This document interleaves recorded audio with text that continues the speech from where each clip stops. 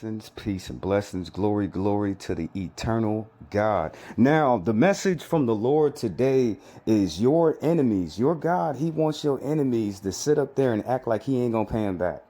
That's what he wants, family. He gave me this message to give to you today in your life, brother, sister. I don't know what you facing, what you've been through, what's been on your table, what's been on your plate. I don't know. But what I do know is what your God told me. God said that he wants your enemies to sit up there and think that he's never going to do anything to them.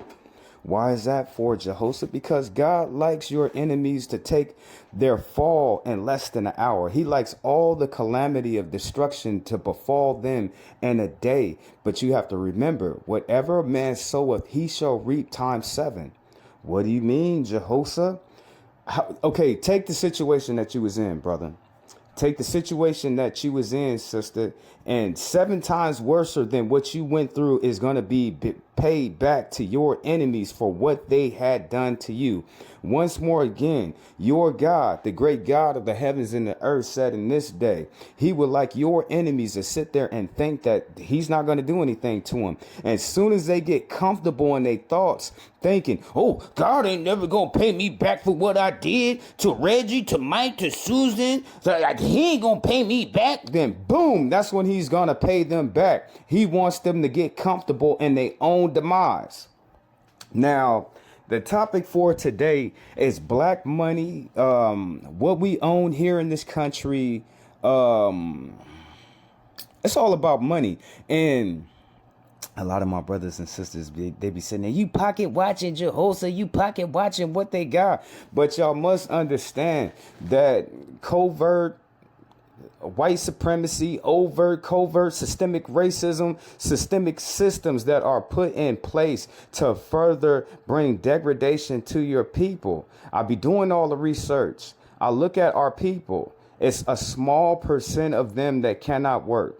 It's a small percent of them that are in school. It's a small percent of them that are they're on drugs. A small percent. We can bring some percents in, but I'm pretty sure it's only probably like 1.1 of our people that's locked up in jail.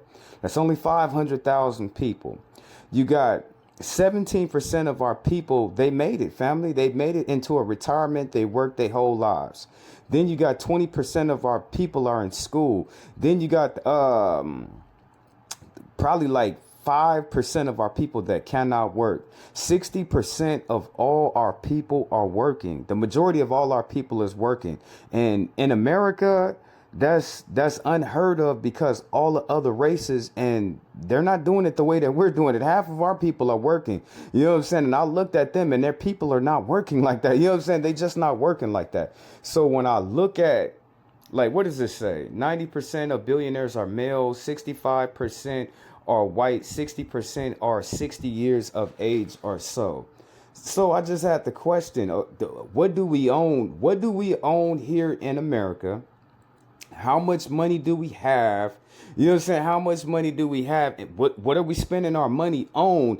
And what is oppressing our people? So I'm just looking at the money front. Who got the money? You know what I'm saying? Where is the money at? Who got the money? Where the money at? How much money do they got? That's my topic for this morning time. Okay, now you see this pic. And you see some familiar faces on the pic. I know you see Michael Jordan, LeBron. You see Tiger in there, and I don't even know why Tiger in there. He don't even claim to be black. You know what I'm saying? So I don't even Brianna. You see Jay-Z in the background. Now, as you looking, these are all black billionaires, all of them. But when you start counting, it's only 17 of them. It's only, remember what the first page said, 60% of all billionaires in America. We're not talking about well, I'm pretty sure in this, it's still got to be no, it's supposed to be America. It's supposed to be American black folk. We're not talking about the diaspora. We're just talking about white and black people who live here in America. Now you can see it. We only got 17 billionaires out of all of America. Now look at what the AI overview look at. Black American collectively own approximately 4% of the nation's total wealth, while white people own 84.2% of the nation's wealth. You know what I'm saying? We own 4%. Let's go back, family. So you have all these billionaires right here. Some of these billionaires got 2 billion. Let's find a better pick for you to get a better look at this. Hold on, family. So now as you look, you see, you know what I'm saying, some of these people, but let's see if we have a familiar face in here. Okay, Tyler Perry got $1 billion. Okay, Kanye West, he got 1.3 billion.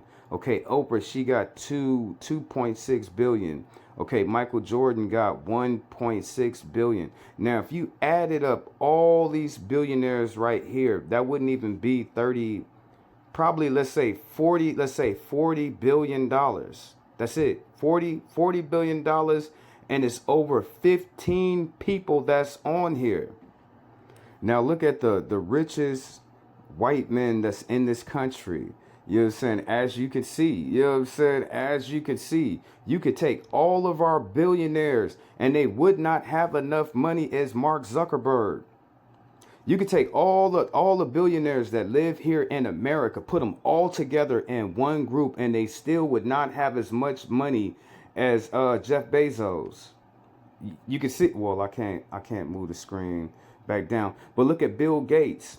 Bill Gates got more money than every single black billionaire that lives in this country, and they still think that it's not a problem.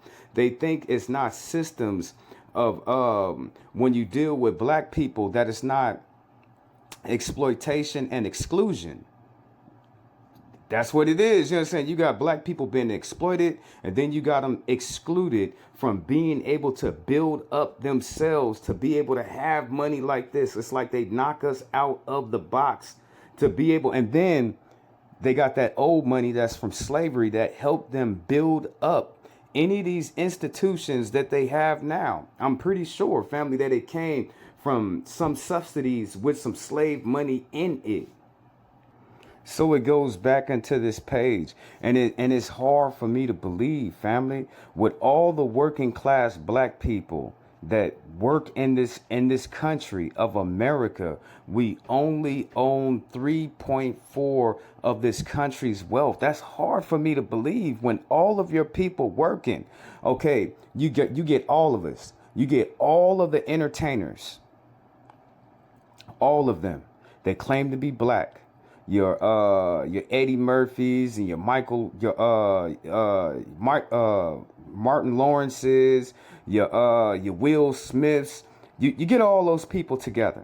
Okay, then you go and get all the black folk that work and they play football. You get all of them together and all the money that they make.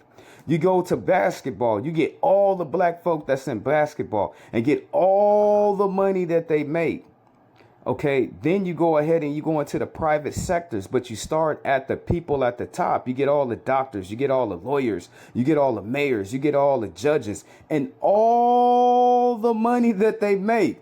Then you go down to the blue collar workers, and whatever the trade that it is it a train conductor? Is it a manager at Kinko's? What have you? You know what I'm saying? You get all of us and all the money that we make and that we have, and it only still accounts for 3.4 of the country's wealth.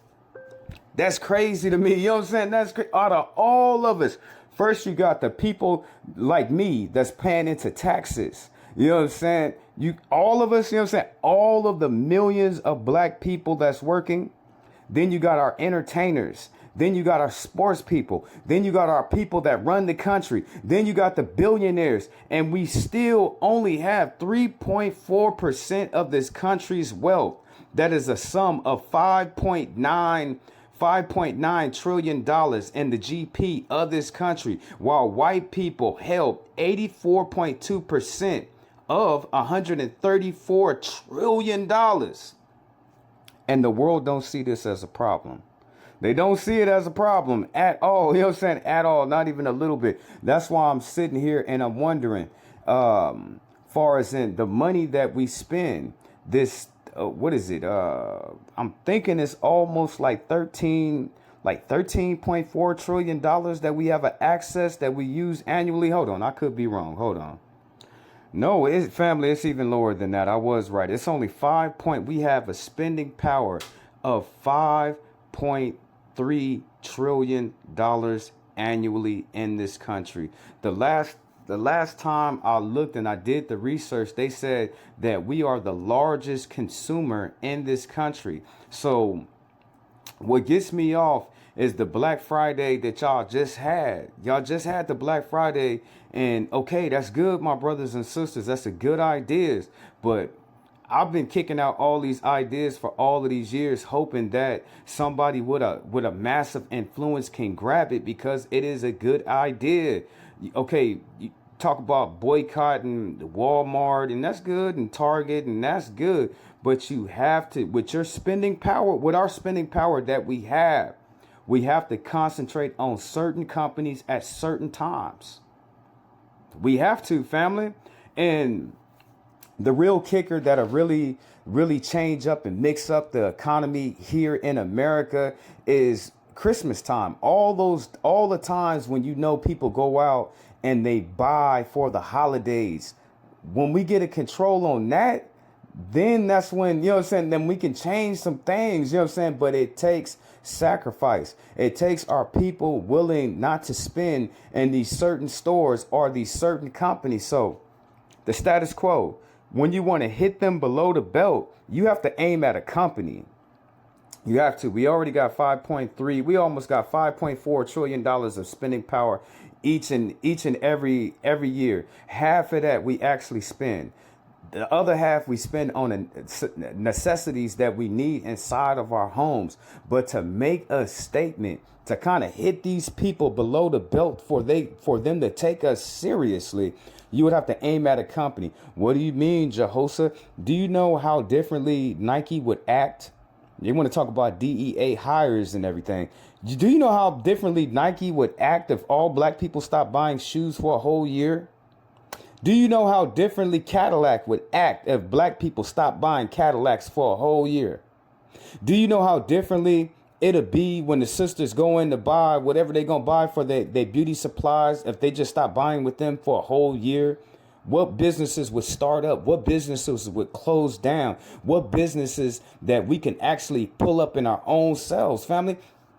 It breaks my heart to see my people in our own communities and all the outside people come and they serve us in our own communities. It should be us owning all the gas stations. It should be us owning all the mom and pop restaurants and stores in our areas, in our neighborhoods, no matter where we go, as all the Audis, all the Walmarts. We have to own that stuff. But to speak to my people openly and plainly, you have to respect your people when you come into their place of business. You can't bring all that ghetto, all that ratchet, all that heathen behavior around your people and expect them to be there for a long period of time.